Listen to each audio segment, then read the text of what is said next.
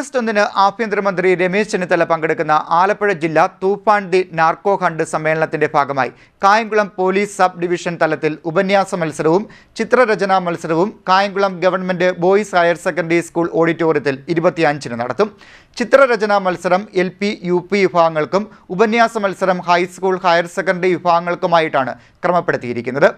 August 1 ആഭ്യന്തരമന്ത്രി രമേശ് ചെന്നിത്തല പങ്കെടുക്കുന്ന ആലപ്പുഴ ജില്ലാ തൂഫാൻ ദ നാർക്കോ ഹണ്ട് സമ്മേളനത്തിന്റെ ഭാഗമായി കായംകുളം പോലീസ് സബ് ഡിവിഷൻ തലത്തിൽ ഉപന്യാസ മത്സരവും ചിത്രരചനാ മത്സരവും സംഘടിപ്പിക്കും. Kayamkulam government boys higher secondary സ്കൂളിൽ 27-ന് രാവിലെ 10 മണിക്കാണ് മത്സരങ്ങൾ നടക്കുക. ചിത്രരചനാ മത്സരം LP, UP വിഭാഗങ്ങൾക്കും ഉപന്യാസ മത്സരം ഹൈസ്കൂൾ ഹയർ സെക്കൻഡറി വിഭാഗങ്ങൾക്കുമായി ക്രമപ്പെടുത്തിയിരിക്കുന്നു.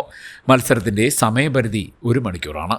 ചിത്രരചനയുടെ വിഷയം തൂഫാൻ ലഹരിക്കെതിരെ കൊടുങ്കാറ്റ് എന്നതും ഉപന്യാസത്തിന്റെ വിഷയം ലഹരി കുട്ടികളിലും യുവാക്കളിലുമുള്ള സ്വാധീനവും സാമൂഹിക ആഘാതവും എന്നതാണ്.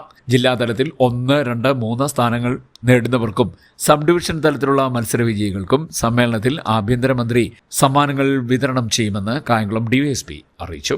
പങ്കെടുക്കുവാൻ താൽപ്പര്യമുള്ള വിദ്യാർത്ഥികൾ Kayamkulam government boys higher secondary school ഓഡിറ്റോറിയത്തിലെത്തി രജിസ്ട്രേഷൻ നടത്തണമെന്നും DYSP പറഞ്ഞു. CD net news, Kayamkulam.